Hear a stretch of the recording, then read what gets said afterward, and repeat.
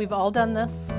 You get involved in a beading project and you've got unlimited time and you're beading and you're beading and you're beading. Maybe you're in class and you're beading and you're beading and you're concentrated and you're having a blast and you're beading and you're beading and you look up and all of a sudden it's 5 hours later and your hands are cramped and your back is cramped and you hurt everywhere, but you had fun.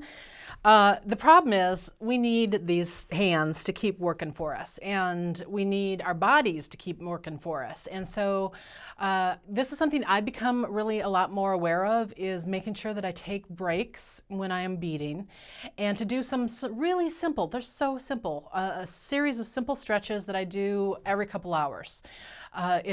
If you're able to, doing it every hour is great.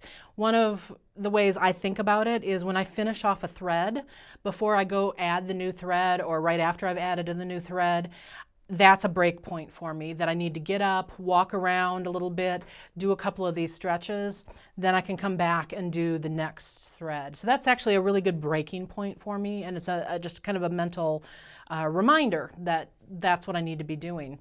So I wanted to show you some of the stretches that I have researched. I've talked to my massage therapist. I've talked to other massage therapists also. I did a little research on the internet. And my mother recently had broken her wrist and had some physical therapy that she went through. And so some of these stretches are ones that came through her physical therapy also. There's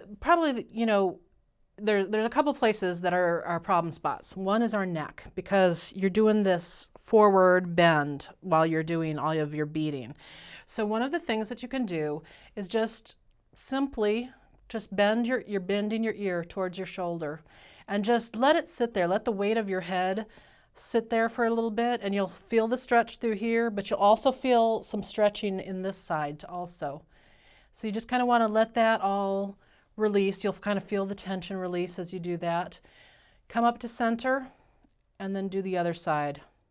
And it's just crazy to me how much of a difference I can feel as I move into that position, and then as I just let the weight of my head work that stretch for, I don't know, I do a good probably 15 seconds, really, until I kind of feel those muscles relax a little bit. And when I come out of it, the pain that I felt going into that stretch is gone. Counterintuitively, stretching all the way down with your chin touching your chest, you'll feel that stretch all the way through your back, actually, up into your neck.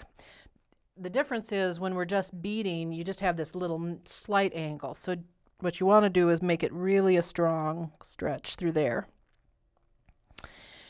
Then you've got the twist to the right. You're going to feel it all the way up through here, also in your back, the back of your neck. Again, I just hold that for a minute while I let those muscles kind of freak out and then relax. And then same thing here. And you'll probably find that one side or the other, you'll have more flexibility. You'll be able to move your head farther than the other. Lucky you, you get the profile. So that's kind of takes care of the upper body head. Then let's talk about the hands, because the hands are super important. This is one of the things that started me, was really noticing that I needed to take care of some hand stretches. Periodically, I'll get carpal tunnel pain if I've been beading for multiple days in a row. What happens is I'll get thumb pain as part of it, and then I also get numb and tingly fingers. Especially, I will wake up when it's really severe. I will wake up in the middle of the night and all my fingers, predominantly in my right hand, because I'm right-handed, will have that dead feeling, that asleep feeling. And it can sometimes take a half hour, 45 minutes before the feeling comes back in that. And that's kind of scary, because you're like, I need the feeling in my fingers. So I do sometimes, when it's acting up, I'll wear a brace at night. It doesn't seem like it could possibly do anything, but it makes a huge difference to wear that brace at night. And then here are the stretches that I have been told are good for the carpal tunnel stuff. First one is, you're just kind of doing the stop motion here, and you're taking the fingers of your other hand and just kind of bending this back. You're going to feel the stretch right in through here. You'll also feel it along the back there. You don't want to pull so hard that you hurt yourself, and you kind of want to pull into position slowly because you don't want to cause any damage to any of those muscles. As you do this more and more, you will find you get more flexibility in being able to get this into a better hand position.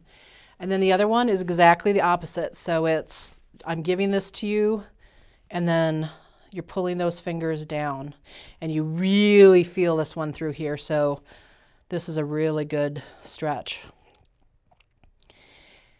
One hand, your dominant hand, usually you'll feel this a lot more in, but you do want to keep your hands even.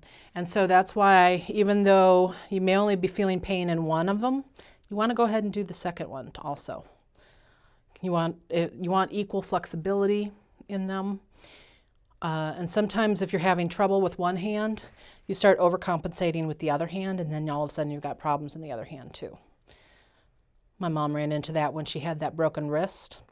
She broke her left wrist, and within 2 weeks she had tendonitis in her right wrist. So from the overcompensation.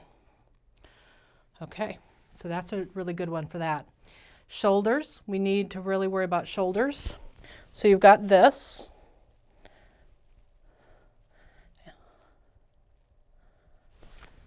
And again, you want to make sure that you do it even on so both sides. Again, I can really tell that my right side is dominant because I have more flexibility in my right than in my left. Just doing waist bends, so or a waist twist, can be helpful. Now you do want to be careful with this. If you have back issues, this might not be the best thing for you to do. I just do a really light one because I have had spinal fusion surgery in my back, and I don't want to cause any problems for that. So I just do a little light one. I don't get too crazy. And this one feels really good, because it'll also take tension out of your lower back and sometimes even your hips.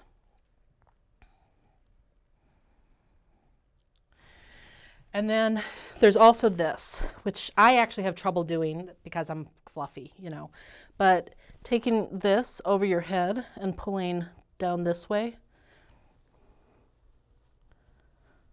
so I can get into position, but it just takes a little bit. And then same thing here. This hand I can't even get over my head because I have so little stretch right there. So it just goes to show that I'm not doing these stretches enough. I need to be doing them more. Now, I'm certainly not a doctor, so please remember that this is not medical advice. This is just simple stretching, things that I want you to do.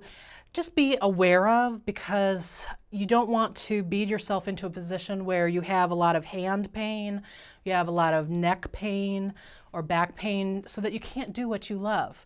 So take those little breaks at the end of a thread, set yourself a timer for maybe 1 hour, and then work for that hour. And then when that timer goes off, getting up is important. Getting up, walking around the table, go refresh your water glass or whatever, pet your dog or your cat, and then do a couple of these stretches, and then come back to your beading.